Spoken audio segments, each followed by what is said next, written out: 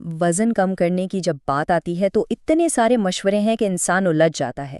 لیکن کیا ہو اگر صحت اور وزن میں کمی کا ایک سیدھا سادہ بنیادی اصول ہو جسے سمجھنا بہت آسان ہو؟ آج ہم ڈاکٹر برک کے طریقے کے پیچھے کی سائنس کو بالکل آسان الفاظ میں سمجھیں گے اور دیکھیں گے کہ یہ آخر کام کیسے کرتا ہے۔ چلیں ایک ایسے مسئلے سے شروع کرتے ہیں جو بہت سے لوگوں کے لیے ایک مستقل درد سر بنا ہوا ہے، پیٹ کی یہ ضدی چربی۔ آخر ایسا کیوں ہے کہ یہ اتنی عام ہے اور اس سے جان چھڑانا اتنا مشکل کیوں لگتا ہے؟ اکثر ایسا لگتا ہے کہ پیٹ کی چربی، ہائی بلڈ پریشر، کھانے کے بعد ہونے والی تھکاوٹ یا ہر وقت کی بھوک، یہ سب الگ الگ مسئلے ہیں، لیکن کیا ہو اگر یہ تمام علامات ایک ہی جڑ سے جڑی ہوئی ہوں؟ اور وہ بنیادی وجہ ہے انسولین کی زیادتی۔ یہ ایک ہارمون ہے جو جسم کو چربی ذخیرہ کرنے کا حکم دیتا ہے۔ مسئلہ یہ ہے کہ زیادہ تر لوگوں میں اس کی سطح بہت زیادہ ہوتی ہے، لیکن عام طور پر صرف بلڈ شوگر چیک کیا جاتا ہے، انسولین نہیں۔ یہی وہ چھپا ہوا مسئلہ ہے جو ان تمام علامات کو جنم دے رہا ہے۔ تو پھر اس کا حل کیا ہے؟ حل کا پہلا حصہ ہے کیٹوسس۔ یہ وہ حالت ہے جب جسم توانائی کے لیے چینی جلانے کے بجائے اپنی ہی چربی کو ایندھن کے طور پر استعمال کرنا شروع کر دیتا ہے۔ اس سے کیٹونز پیدا ہوتے ہیں جو دماغ اور جسم کے لیے ایک بہت ہی بہتر اور صاف ستھرا فیول ہیں۔ اور حل کا دوسرا حصہ ہے وقفے سے فاقہ یعنی انٹرمیٹنٹ فاسٹنگ۔ اب دیکھیں، یہ اس بارے میں نہیں ہے کہ کیا کھایا جائے، بلکہ یہ کہ کب کھایا جائے۔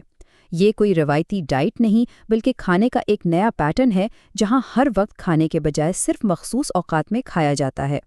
تو کیٹو اور انٹرمیٹنٹ فاسٹنگ، ان دونوں کا مشترکہ مقصد ایک ہی ہے، انسولین کی سطح کو نیچے لانا۔ اور یہ کیسے ہوتا ہے؟ کم بار کھا کر، کیونکہ جب بھی کچھ کھایا جاتا ہے جسم انسولین خارج کرتا ہے۔ تو شروع کیسے کیا جائے؟ یہ حیرت انگیز طور پر بہت آسان ہے۔ بس دن میں 3 بار کھانا کھائیں، اور سب سے اہم اصول، کھانوں کے بیچ میں کچھ بھی نہیں کھانا، کوئی سنیکس نہیں۔ جب جسم اس کا عادی ہو جائے گا تو دن میں 2 کھانوں پر آنا خود ہی بہت آسان ہو جاتا ہے۔ یاد رہے، مقصد کیلوریز کم کرنا نہیں، بلکہ کھانے کی تعداد کم کرنا ہے۔ اچھا، اب روایتی کیٹو کی بات کی جائے تو وہ اکثر لوگوں کو بڑا الجھا دیتی ہے۔ 70% فیٹ، 20% پروٹین، یہ سارا حساب کتاب رکھنا واقعی ایک مشکل کام ہو سکتا ہے۔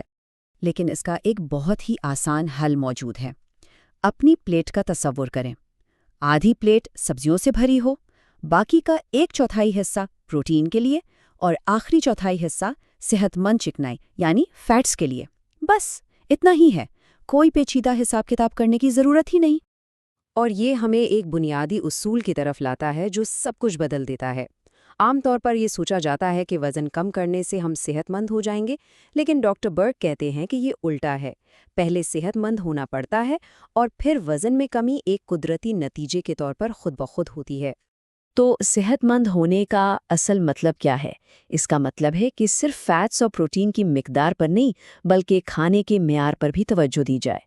مقصد جسم کو وہ تمام ضروری وٹامنز اور منرلز فراہم کرنا ہے جن کی اسے بہترین طریقے سے کام کرنے کے لیے ضرورت ہوتی ہے۔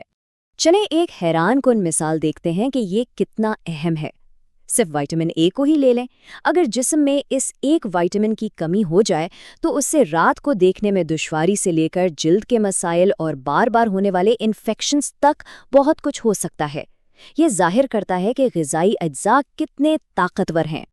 اور یہاں ایک اور دلچسپ نقطہ ہے، تمام وائٹامن اے ایک جیسا نہیں ہوتا۔ حیوانی ذرائع سے ملنے والا وائٹامن اے ایکٹیو ہوتا ہے، یعنی جسم اسے فوراً استعمال کر سکتا ہے، لیکن پودوں سے ملنے والے وائٹامن اے کو پہلے تبدیل ہونا پڑتا ہے، اور حیرت انگیز طور پر ہمارا جسم اس کا صرف 4 سے 6% ہی تبدیل کر پاتا ہے۔ تو یہ ایک بڑا سوال پیدا کرتا ہے، اگر کوئی شخص صحت مند غذائیں کھا رہا ہو تو اس میں کمی کیوں ہو سکتی ہے؟ جواب ہاضمے میں ہے۔ اگر گال بلیڈر صحیح طریقے سے بائل نہیں بنا رہا، جو چکنائی کو ہضم کرنے کے لیے ضروری ہے، تو جسم وٹامن اے جیسے چکنائی میں حل ہونے والے وٹامنز کو جذب ہی نہیں کر سکتا، چاہے انہیں کتنا ہی کھایا جائے۔